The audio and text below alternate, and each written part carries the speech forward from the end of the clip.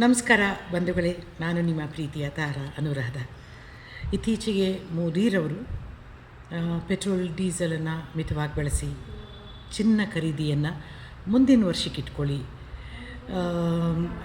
ವಿದೇಶ ಪ್ರಯಾಣಗಳು ಅದೆಲ್ಲ ಸ್ವಲ್ಪ ಕಡಿಮೆ ಮಾಡಿಕೊಳ್ಳಿ ಅನ್ನೋ ನಿಟ್ಟಿನಲ್ಲಿ ಒಬ್ಬ ನಮ್ಮ ದೇಶದ ಪ್ರಧಾನಿಯಾಗಿ ಜವಾಬ್ದಾರಿಯುತ ಒಬ್ಬ ಅಣ್ಣನಾಗಿ, ಅಪ್ಪನಾಗಿ ನಮಗೆಲ್ರಿಗೂ ಕೂಡ ಒಂದು ಸಂದೇಶವನ್ನು ಕೊಟ್ಟರು. ಬಟ್ ಈ ಸಂದೇಶ ತುಂಬ ಜನಕ್ಕೆ ಇಷ್ಟ ಆಗಲಿಲ್ಲ ಅನ್ನೋದು ಭಾಳ ಆಶ್ಚರ್ಯ.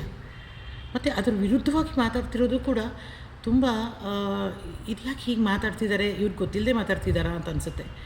ಆದರೆ ತಿಳಿದವರು, ರಾಜಕೀಯದಲ್ಲಿ ಧುರೀಣರು, ಹಿರಿಯರು, ನಾಯಕರುಗಳು ಕೂಡ ಈ ರೀತಿ ಮಾತಾಡುವಾಗ ಹೇಗೆ ಇವ್ರು ಮಾತಾಡ್ತಿದ್ದಾರೆ ಅನಿಸುತ್ತೆ. ಯಾಕಂದರೆ ಪ್ರಪಂಚದಲ್ಲಿ ಹಲವಾರು ದೇಶಗಳು ಈಗಾಗಲೇ, ಹಲವಾರು ದೇಶದ ಪ್ರಧಾನಿಗಳು, ಅಲ್ಲಿನ ಹಿರಿಯರು ಈಗಾಗಲೇ ಅವರ ಪ್ರಜೆಗಳಿಗೆ ಕರೆ ಕೊಟ್ಟಿದ್ದಾರೆ. ಪೆಟ್ರೋಲು ಡೀಸೆಲನ್ನು ಮಿತವಾಗಿ ಬಳಸಬೇಕು, ಮತ್ತು ಏನೇನು ಖರ್ಚುಗಳನ್ನು ಇದೆ ಅದನ್ನೆಲ್ಲ ಸ್ವಲ್ಪ ಕಡಿಮೆ ಮಾಡಿಕೊಳ್ಬೇಕು, ದೇಶದ ಒಂದು ಆರ್ಥಿಕತೆ ಒಂದು ಸ್ಥಿರತೆಯನ್ನು ಕಾಪಾಡಿಕೊಳ್ಳೋಕ್ಕೋಸ್ಕರ ಏನೇನು ಸ್ಟೆಪ್ಸ್ಗಳನ್ನ ತಗೊಳ್ಬೇಕು. ಅನೇಕ ದೇಶಗಳು ಈಗಾಗಲೇ ತಗೊಂಡಿದ್ದಾವೆ. ಈಗಾಗಲೇ ಹಲವಾರು ದೇಶಗಳಲ್ಲಿ ಕೂಡ ನಾವು ನೋಡ್ತಾ ಇದ್ದೇವೆ. ಕೆಲವು ದೇಶಗಳಲ್ಲಿ ಗ್ಯಾಸ್ಗಳು ಕೂಡ, ಇದರಲ್ಲಿ ಓಡಾಡುವಂಥ ವೆಹಿಕಲ್ಗಳು ಕೂಡ ಅವರಿಗೆ ಇಷ್ಟೇ, ನೀವು ಒಂದು ದಿನಕ್ಕೆ ಇಷ್ಟೇ ಗ್ಯಾಸನ್ನು ನೀವು ತಗೊಳ್ಳೋಕ್ಕೆ ಸಾಧ್ಯ ಅಂಥೇಳಿ ರಿಸ್ಟ್ರಿಕ್ಟ್ ಮಾಡಿದ್ದಾರೆ ಕೆಲವು ದೇಶಗಳಲ್ಲಿ. ಇದೆಲ್ಲದಕ್ಕೂ ಕಾರಣ ಯುದ್ಧ ಅನ್ನೋದು ನಮಗೆ ಗೊತ್ತಿದೆ. ಇರಾನ್ ಅವರು ಅತಿ ಹೆಚ್ಚು ಸುಂಕಗಳನ್ನು ಹಾಕ್ತಾ ಇರೋದು ಕೂಡ ನಮಗೆಲ್ರಿಗೂ ಗೊತ್ತಿದೆ. ಈ ನಿಟ್ಟಿನಲ್ಲಿ ಮೋದಿರವರು ಈ ರೀತಿ ಕರೆ ಕೊಟ್ಟಿದ್ದಾರೆ.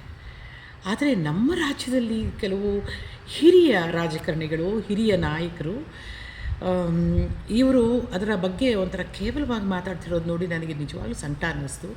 ಅವರಿಗೆ ಗೊತ್ತಾಗಬೇಕಾಗಿತ್ತು. ಆದರೆ ನನಗೊಂದು ಕೆಲವು ಪ್ರಶ್ನೆಗಳನ್ನು ಅವ್ರಿಗೆ ಇಡಬೇಕು ಅಂತ ಅಂದ್ಕೊಳ್ತೀನಿ. ಈ ಸರ್ಕಾರವು ಬಂದ ಮೇಲೆ ಬಸ್ಗಳನ್ನು ಮತ್ತು ಮಹಿಳೆಯರಿಗೆ ನೀವು ಅನುದಾನಗಳನ್ನು ಕೊಡ್ತೀನಿ ಅಂದಾಗ ನನಗೆ ತುಂಬ ಖುಷಿಯಂತೂ ಆಯಿತು. ಅಯ್ಯೋ, ಬಸ್ಸು ಎಲ್ರಿಗೂ ಫ್ರೀ, ಮಹಿಳೆಯರು ಪಾಪ ಅವ್ರು ಎಲ್ಲಾದರೂ ಹೋಗ್ಬೋದು, ಬರ್ಬೋದು, ಹೆಣ್ಣು ಮಕ್ಕಳಿಗೂ ಕೂಡ ಫ್ರೀ ಆಗಿರುತ್ತೆ, ಸ್ಕೂಲ್ಗೆ ಹೋಗೋಕ್ಕೆ, ಎಜುಕೇಷನ್ಗೆ ಎಲ್ರಿಗೂ ಖುಷಿ ಅನ್ನಿಸ್ತು. ನಾನೊಬ್ಬ ಹೆಣ್ಮಗಳ ಖುಷಿ ಅಂತ ಅನ್ನಿಸ್ತು ನನಗೂ. ಆದರೆ ನೀವು ಎಷ್ಟು ಬುದ್ಧಿವಂತನದಿಂದ ಬಸ್ ರೇಟನ್ನು ಪುರುಷರಿಗೆ ಅದಕ್ಕೆ 4ರಷ್ಟು ಮಾಡಿದ್ದೀರಿ. ಆಮೇಲೆ ಕರೆಂಟು 200 ಯೂನಿಟ್ಗಳನ್ನ ಕೊಡ್ತೀನಿ ಅಂತ ಹೇಳಿನೇ ಒಂದೊಂದು ಯೂನಿಟ್ಗೂ 4ರಷ್ಟು ಜಾಸ್ತಿ ಮಾಡಿದ್ದೀರಿ. ಆದಮೇಲೆ ನಾವು ದಿನಾ ಬಳಸುವಂಥ, ಮಕ್ಕಳಿಂದ ಹಿಡಿದು ವಯೋವೃದ್ಧರೂ ಬಳಸುವಂಥ, ನಮಗೆ ಅತ್ಯಂತ ಎಸೆನ್ಷಿಯಲ್ ಆಗಿರುವಂಥ ಹಾಲಿನ ರೇಟು ಮತ್ತೆ ಅದನ್ನು ಜಾಸ್ತಿ ಮಾಡಿದ್ದೀರಿ. ಅಷ್ಟೇ ಅಲ್ಲ, ಪೆಟ್ರೋಲ್, ಡೀಸೆಲ್ ಈಗಾಗಲೇ ಅದರದ ಕೊರತೆಯನ್ನು ಅನುಭವಿಸ್ತಾ ಇದ್ದೀವಿ.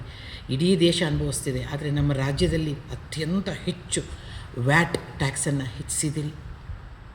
ಅದಾದಮೇಲೆ ರಿಜಿಸ್ಟ್ರೇಷನ್ ಸ್ಟ್ಯಾಂಪ್, ಅಯ್ಯೋ ಯಪ್ಪ, ಅದು ಎಷ್ಟು ರೀ, 2ರಷ್ಟಲ್ಲ, 3ರಷ್ಟಲ್ಲ, 4, 5ರಷ್ಟು ಏರಿಸಿದ್ದೀರಿ.